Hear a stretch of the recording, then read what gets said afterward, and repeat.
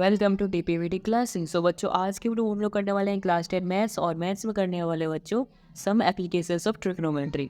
ये बच्चों चैप्टर 8 के बाद चैप्टर नंबर 9 है जो हमारा आता है।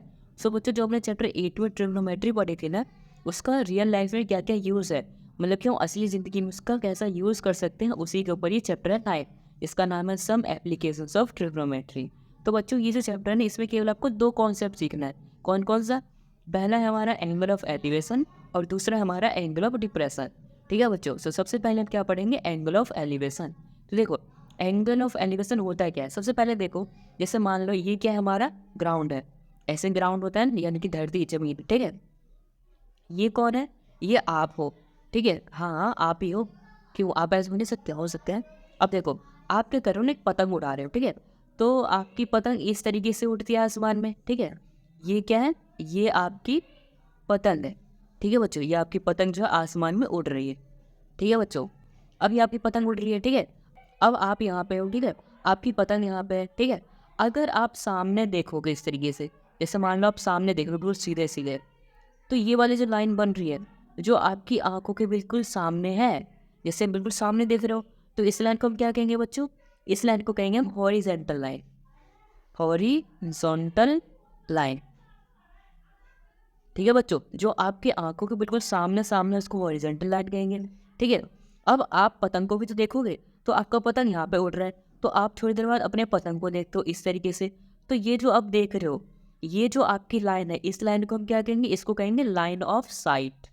लाइन ऑफ साइट, ठीक है बच्चों। इसको अपने क्या कहा? लाइन ऑफ साइट का। ये वाली लाइन को देखो बच्चों, हमने क्या कहा? Horizontal line. और इस वाली लाइन को अपने बच्चों देखो क्या कहा? लाइन ऑफ साइट का, ठीक है। अब इन दोनों के बीच में कुछ एंगल बन रहा है। हाँ, बन रहा है। तो ये जो एंगल बन रहा है ना, इसी को हम क्या कहेंगे? Angle of elevation.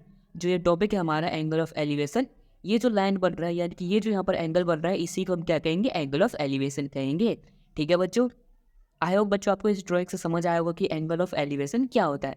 Angle of elevation क्या होता है? सिंपल सी देखो, ये हॉरिजॉन्टल लाइन है, ठीक है, और ये हमारी लाइन ऑफ साइट है। तो हॉरिजॉन्टल लाइन और लाइन ऑफ साइट के बीच में जो एंगल बनता है, उसी को हम एंगल ऑफ एलिवेशन कहते हैं, ठीक है। यहाँ पर देखो क्या लिखा है? The angle above horizontal line, यानी कि जो हमारी हॉरिजॉन्टल लाइन है, इसके ऊपर वाली line formed between line of site and horizontal line. ये क्या होता है? हमारी जो साइड है, ये लाइन ऑफ साइट और हॉरिजॉन्टल लाइन है, इसके बीच में जो हमारी एंगल बनती है, उसी को क्या कहते हैं? Angle of elevation. अब सिंपल सा एक चीज़ बताता हूँ मैं आपको। देखो, ये है कोई इंसान, ठीक है। ये इंसान जब भी अपना गर्दन ऊपर उठा के देखेगा, तो उसी को हम कहेंगे एंगल ऑफ एलिवेशन। सिंपल सा टॉपिक खत्म। बस इतना याद रखो क्या, कि जब कभी भी आप अपने से ऊपर देखोगे, तो उसको क्या कहेंगे? एंगल ऑफ एलिवेशन, ठीक है बच्चों। आई होप बच्चों आपको एंगल ऑफ एलिवेशन समझ में आया होगा। अब पढ़ते हैं दूसरा, जो कि हमारा एंगल ऑफ डिप्रेशन है। सो बच्चों देखो, अब समझते हैं हम angle of depression. Angle of depression क्या होता है? चलो, इसको समझने के लिए हमें बना के पड़ेगी ड्राइंग। तो मैं अपनी कलाकारी यहाँ पे दिखाता हूँ। देखो, यहाँ पर क्या है? एक घर है, ठीक है। ये आपका ही घर है। हाँ हाँ, देखो कैसे ऐसे विंडोज़ होती है ना, देखो मैं बहुत सारी विंडोज़ बना देता हूँ फटाफट। देखो, अब लग रहा है आपका घर, ठीक है। और ये इसका टॉप फ्लोर है, ठीक है। इस टॉप फ्लोर पे आप हो। चिंता मत करो, आप यहाँ से कूदोगे नहीं, आप सिर्फ बैठे हो, ठीक है। और बैठ के यहाँ से मस्त नज़ारा देख रहे हो, ठीक है। अब नीचे यहाँ पे आपको एक बच्चा दिख रहा था, ठीक है। वो बच्चा यहाँ से जा रहा था अपना टहलते हुए। जाते जाते क्या हुआ ना, वो बच्चा गिर गया ऐसे धपाक से, ठीक है। वो बच्चा यहाँ पे गिर गया और रोने लग गया। तो पहले आप कहाँ देख रहे थे? पहले आप इस तरीके से बिल्कुल सीधे सीधे देख रहे थे, यहाँ पे सनसेट या फिर कुछ भी आप इंजॉय कर रहे थे, ठीक है। फिर अचानक से ये बच्चा गिर गया यहाँ पे, ठीक है, नीचे। तो आप इसको देखने लगे कि गिरा तो गिरा कैसे, और आप हंसने भी लग गए। मतलब मजाक कर रहा हूँ, आप उठा दोगे भी जाके, ठीक है। बट वैसे आप इसको देखने लग गए, ठीक है। तो अब देखो, ये जो आप देख रहे थे ना सनसेट को, ठीक है, ये हमारा स्टैंड क्या बन जाएगा? हॉरिजॉन्टल लाइन, ठीक है। हॉरिजॉन्टल लाइन बन जाएगा। और उसके बाद ये जो आप फिर गिरने के बाद, ये बच्चा जब गिर गया, तो आप इसको देखने लगे। तो अब ये लाइन क्या बन जाएगी हमारी? ये लाइन बन जाएगी लाइन ऑफ साइट, ठीक है। ये बन जाएगी हमारी लाइन ऑफ साइट बन जाएगी, ठीक है। अभी हॉरिजॉन्टल लाइन और लाइन ऑफ साइट के बीच में जो एंगल है ना, यही एंगल होगा हमारा एंगल ऑफ डिप्रेशन, ठीक है बच्चों। यही एंगल हमारा क्या होगा? Angle of depression. यहाँ पर देखो क्या लिखा है? द एंगल बिलो हॉरिजॉन्टल, यानी कि हॉरिजॉन्टल के जो नीचे वाला एंगल हो, formed between line of site, जो कि लाइन ऑफ साइट और हॉरिजॉन्टल लाइन के बीच में हो। यानी कि हॉरिजॉन्टल लाइन ये हमारा और लाइन ऑफ साइट ये, इन दोनों के बीच में जो एंगल है इसी को आप क्या कहेंगे, एंगल ऑफ डिप्रेशन कहेंगे। ठीक है बच्चों। अब देखो, अब इसमें जैसे ये यहाँ तक आ रही है हमारी लाइन, ठीक है, तो ये हमारी बेस लाइन है जहाँ पे बिल्डिंग है, ठीक है। तो अगर मैं इस लाइन को ऐसे ज्वाइन कर दूँ, ठीक है, तो ये वाला एंगल जो हमारा बनेगा यहाँ पे, ये वाला एंगल, तो ये वाला एंगल जो होगा ना बच्चों, ये इस वाले एंगल के बराबर होगा। अब ये क्यों बराबर होगा, चले जाओ 9th क्लास में, मतलब फेल होकर नहीं जाओ, ऐसे मतलब कॉन्सेप्ट याद करो 9th का। देखो उसमें क्या होता था, देखो जैसे कि ये हमारी पैरेलल लाइन है, ठीक है, ये भी हमारी पैरेलल लाइन है, ठीक है। अब ये वाली जो लाइन है अगर मैं इसको एक्सटेंड कर दूँ इस तरीके से, तो दो पैरेलल लाइंस को एक लाइन जब कट करती है तो क्या फॉर्म करती है, ट्रांसवर्सल लाइन फॉर्म करती है। और ट्रांसवर्सल लाइन यहाँ पर कौन सा एंगल बनाते हैं, अल्टरनेट इंटीरियर एंगल बना रहे हैं। और अल्टरनेट इंटीरियर एंगल क्या होता है बच्चों, आपस में इक्वल होता है। तो इसीलिए अगर मान लो आपके पास क्वेश्चन में गिवन है कि हमारे यहाँ पर वैल्यू कितनी है, एंगल की 45 है, तो ये भी हमारा क्या आ जाएगा, 45 ही आ जाएगा। ठीक है बच्चों। तो बस यही कॉन्सेप्ट था एंगल ऑफ एलिवेशन और एंगल ऑफ डिप्रेशन का। एंगल ऑफ एलिवेशन मैंने आपको क्या बताया था कि आपको क्या करना है, ऊपर देखना है, उसको क्या कहेंगे, सिंपल एंगल ऑफ एलिवेशन। और एंगल ऑफ डिप्रेशन क्या हो जाएगा बच्चों, आपको नीचे देखना है और उसको क्या कहेंगे, एंगल ऑफ डिप्रेशन। देखो सिंपल से याद रखो, देखो इस तरीके से, जैसे मैंने यहाँ पर एक स्टिकमैन ड्रॉ किया, ठीक है। अगर ये स्टिकमैन अपने हॉरिजॉन्टल लाइन से ऊपर देख रहा है तो इसको क्या कहेंगे, एलिवेशन। ठीक है बच्चों, इसको हम क्या देंगे, एलिवेशन इस एंगल को। अगर ये स्टिकमैन यहाँ से ऐसे नीचे देख रहा है अपने हॉरिजॉन्टल लाइन से नीचे, तो इसको क्या कह देंगे, डिप्रेशन, यानी एंगल ऑफ डिप्रेशन। ठीक है बच्चों, बस यही छोटा सा कॉन्सेप्ट था जो कि हमें सीखना था। अब हम क्वेश्चन से प्रैक्टिस करेंगे और ये चैप्टर हो जाएगा हमारा कंप्लीट।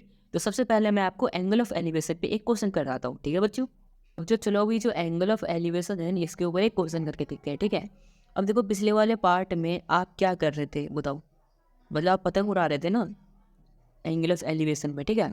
तो आप जो पतंग उड़ा रहे थे धरती पे, ठीक है, तो ये पतंग उड़ते उड़ते ना, ऐसे उड़ते उड़ते उड़ते उड़ते एक पेड़ पे जाके फंस गई है। ठीक है, आपकी जो पतंग है इस तरीके से उड़ते उड़ते एक पेड़ पे जाके फंस गई है। अब आप बोलोगे सर जी उस टाइम तो पेड़ नहीं था जब आप पहली बार फोटो बनाए थे। देखो बात यह है ना कि यहाँ पे पेड़ उग चुका है, ठीक है, तो इसलिए आपकी पतंग यहाँ पे जाके फंस चुकी है पेड़ में। ठीक है, तो अभी आपको पेड़ पे चढ़ना है। ठीक है, यहाँ पे पेड़ पे चढ़ना है इस तरीके से, ये आपका एक ट्रायंगल बन चुका है। ठीक है, अभी क्या हुआ ना कि आपको क्या करना है, पेड़ पे चढ़ना है।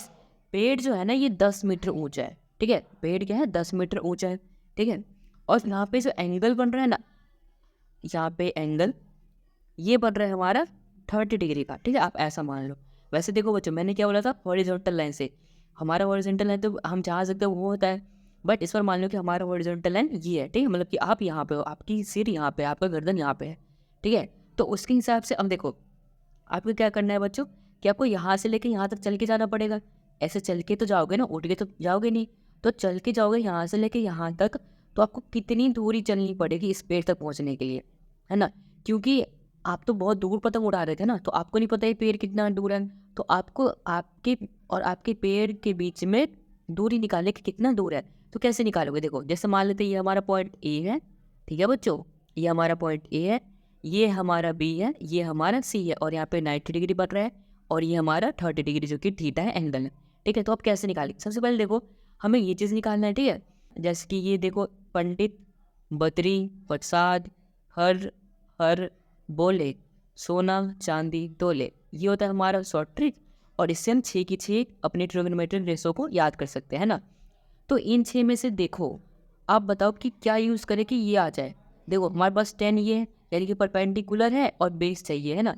तो परपेंडिकुलर अपॉन बेस किस में आ रहा है बच्चे, देखो 10 में आ रहा है, परपेंडिकुलर अपॉन बेस में, यानी कि हम 10 ले सकते हैं, है ना, ताकि ये निकल सके। तो 10 हम कैसे लिख सकते हैं, देखो 10 थीटा बराबर में क्या हो गया बच्चों, perpendicular upon base, perpendicular upon में बेस हो गया। ठीक है, अब यहाँ पे देखो परपेंडिकुलर कितना है बच्चों, 10 मीटर है, बेस कितना है बच्चों, हमें यही तो फाइंड करना है, तो बेस यहाँ पे निकाल लेंगे, और थीटा हमें पता ही है 30 डिग्री, है ना।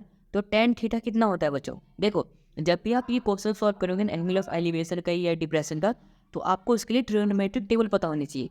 तो ये वही टेबल है जो मैंने पहले बनाया था।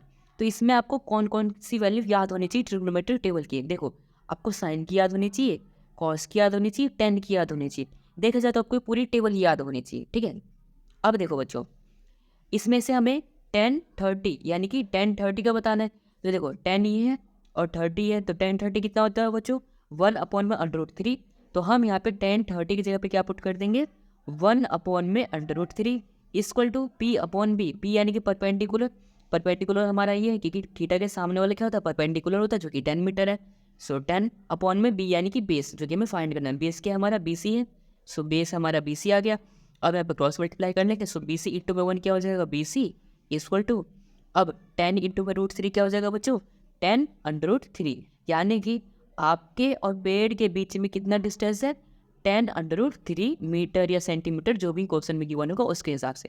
ठीक है बच्चों, यानी कि आपके और आपके पेड़ के बीच में इतना डिफरेंस है, जहाँ पर आपको जाना पड़ेगा, उसके बाद आप पेड़ पर चढ़ोगे और पतंग को उतारोगे। ठीक है बच्चों, तो यहाँ पर भी देखो मैंने क्या बोला था, एलिवेशन कब यूज होगा, जब आप ऊपर देखोगे। तो अब यहाँ से ऊपर देख रहे हो ना, तभी यहाँ पर एंगल ऑफ एलिवेशन यूज हुआ है। ठीक है बच्चों, सो आई होप बच्चों आपको एंगल ऑफ एलिवेशन पे ये जो मैंने क्वेश्चन कराया ये आपको समझ में आया होगा। चलो अब करते हैं एंगल ऑफ डिप्रेशन पे एक और क्वेश्चन। ठीक है बच्चों, सो बच्चों अब मैं आपको एंगल ऑफ डिप्रेशन पे एक क्वेश्चन बनाता हूँ। ठीक है, अब वही केस दोबारा से लेते हैं। हाँ, इस बारे में मैं आपको ही फंसाऊंगा। ठीक है बच्चों, सो देखो आप पहले यहाँ पर थे। ठीक है, आप चल चल के पेड़ के पास पहुँच गए थे, क्योंकि आपको क्या करना था, पेड़ पे से अपनी पतंग उतारनी थी, है ना। और आपकी पतंग यहाँ पे लटकी हुई थी इस तरीके से, है ना बच्चों। और ये आपका मांझा लगा हुआ था पेड़ में। ठीक है, मांझा तो ऐसे टेढ़ा ही होगा ना, एंगल तो है नहीं जो स्ट्रेट बनाएंगे। ठीक है, तो अब बच्चों देखो आप यहाँ से चले गए थे इस तरीके से, ये हमारा बेस हो गया था, ये परपेंडिकुलर था और ये हाइपोटेनस बन चुका था। ठीक है, यहाँ पर हमारा पतंग था। तो अब बच्चों देखो आप चल के पेड़ के पास पहुँच गए। पेड़ हमारा कितना था बच्चों, 10 मीटर ऊंचा था। ठीक है, अब आप यहाँ पे पेड़ के ऊपर चढ़ चुके हो, अब आप यहाँ पे नहीं हो, अब आप यहाँ पे गायब हो चुके हो, अब आप यहाँ पे पेड़ पे चढ़ चुके हो, यहाँ पे पतंग आपने ले लिया। ठीक है, अब आपने पतंग ले लेना, तो अब आप यहाँ से मान लो यहाँ पे आपकी गर्दन है और यहाँ से आप सामने देख रहे हो। तो अब जो आप देख रहे हो ना, ये अब आपकी हॉरिजॉन्टल लाइन है। पहले आप यहाँ पे थे तो ये आपकी हॉरिजॉन्टल लाइन थी, बट अब यहाँ पे हो तो ये आपकी हॉरिजॉन्टल लाइन है। ठीक है, अब यहाँ से अब आप देख रहे हो ना, तो यहाँ से और ये जो हाइपोटेनस हमारे ट्रायंगल में बन रहा है, यानी आपकी पतंग की जो डोरी है, यानी मांझा है, रस्सी रस्सी रस्सी से तो पतंग उड़ नहीं सकती, रस्सी छोड़ो मांझा, इसी जो आपका मांझा है, यहाँ से और हॉरिजॉन्टल लाइन जो एंगल बन रहा है हमारा, ये मान लेते हैं हमारा 45 डिग्री का बन रहा है। ठीक है, तो अब आप सोचते हो कि मैंने कितनी ऊंची पतंग उड़ाई थी, बहुत ऊंची थी, है ना। तो ये मैंने कितना मांझा यहाँ पे इस्तेमाल किया है, यानी कि डोरी डोरी जो है इसका हमें क्या करना है, लेंथ फाइंड करना है। तो कैसे कर सकते हैं, इजीली कर सकते हैं। अब आपने फिर वही जो हमारे बहुत सारे थे ट्रिग्नोमेट्रिक रेशियोज, उसको आपने याद किया। वो कौन कौन से थे याद करो, देखो पंडित बद्री प्रसाद हर हर बोले, ठीक है, सोना चांदी तोले, ये चीज़ था ना। ठीक है बच्चों, अब इसमें देखो आपको ये डोरी का साइज़ निकालना है, यानी कि लेंथ निकालना है। तो आप देखो ये और ये किस में आएगा, परपेंडिकुलर ये है, क्योंकि हमारा देखो थीटा यहाँ पे, और मैंने क्या बोला था आपको पहले कि जब भी एंगल ऑफ डिप्रेशन में थीटा हमारा ऊपर होगा तो ये ऑटोमेटिकली नीचे आ जाएगा, क्योंकि ये हमारा क्या बनता है, ऐसे क्रॉस बन रहा है जो कि हमारा अल्टरनेट इंटीरियर एंगल बन रहा है। तो ये 45 है, तो ये भी हमारा क्या हो जाएगा, 45 ही होगा। ठीक है, तो अब देखो उसके हिसाब से हमें ये और ये फाइंड करना है। तो थीटा यहाँ है तो ये हमारा परपेंडिकुलर होगा। तो परपेंडिकुलर अपॉन हाइपोटेनस किस में होता है, देखो परपेंडिकुलर अपॉन हाइपोटेनस हमारा साइन में होता है, तो हम साइन यूज़ कर सकते हैं। तो हम यहाँ पे क्या लिखेंगे बच्चों, साइन थीटा बराबर में क्या हो जाएगा हमारा, परपेंडिकुलर अपॉन हाइपोटेनस, और हम यहाँ पे हाइपोटेनस निकाल लेंगे, यानी कि हमारे जो पतंग का जो मांझा है उसका लेंथ पता चल जाएगा। तो देखो साइन थीटा कितना 45, सो यहाँ पर साइन 45 आ जाएगा। और साइन 45 की वैल्यू कितनी होती है बच्चों, देखो यहाँ पे साइन में 45 की वैल्यू होती है 1/√2। तो यहाँ पर हम पहले लिख लेते हैं साइन 45 डिग्री, ठीक है, इक्वल टू P/H, और साइन 45 की वैल्यू होती है हमारी 1/√2 बराबर में P/H। P कितना है बच्चों यहाँ पर परपेंडिकुलर 10 मीटर, सो 10 मीटर अपॉन में हाइपोटेनस क्या है, जैसे हमारा A है, ये B है, ये C है, तो हमारा AC हो जाएगा हाइपोटेनस, सो AC। अब यहाँ से हम AC की लेंथ फाइंड कर लेंगे, क्रॉस मल्टीप्लाई कर देंगे। सो AC बराबर क्या आ जाएगा 10 × √2, यानी कि 10/2 आ जाएगा हमारा AC, यानी कि आपके मांझा की लेंथ कितनी आ गई 10/2 मीटर या सेंटीमीटर, जो भी क्वेश्चन है जीवन होगा। ठीक है बच्चों, सो बच्चों आई होप आपको समझ में आया होगा किस तरीके से हमने एंगल ऑफ एलिवेशन भी समझा ऊपर, और नीचे में हमने एंगल ऑफ डिप्रेशन भी समझा। ठीक है बच्चों, एंगल ऑफ डिप्रेशन में आपको यही चीज़ याद रखनी है बस, कि यहाँ पर जो आपको हॉरिजॉन्टल लाइन बनेगा ना, और यहाँ पे जो एंगल बनेगा फिर ये एंगल और ये एंगल इक्वल होगा। ठीक है बच्चों, बस इसी चीज़ का आपको ध्यान रखना है। और यहाँ पर वैल्यूज़ को आप ट्रिग्नोमेट्रिक टेबल का यूज़ करना है, ये आपको याद होनी चाहिए, इसको याद कर लेना। ठीक है, और इसकी मदद से और चीज़ मैंने कॉन्सेप्ट बताया, ये सीखने के बाद आप ये जो हमारा 9.1 में 15 क्वेश्चन जो गिवन है आप सारे के सारे कर सकते हो, आपको इजीली हो जाएगा। ठीक है बच्चों, सो इसी के साथ बच्चों हमारा सारा कॉन्सेप्ट इस चैप्टर का हो जाता है कवर। आई होप बच्चों आपको सब कुछ आया होगा समझ में। अगर आया समझ से इस वीडियो को लाइक कर देना, चैनल को सब्सक्राइब कर देना और इस वीडियो को अपने दोस्तों के साथ भी जरूर शेयर कर देना। And thanks for watching this video.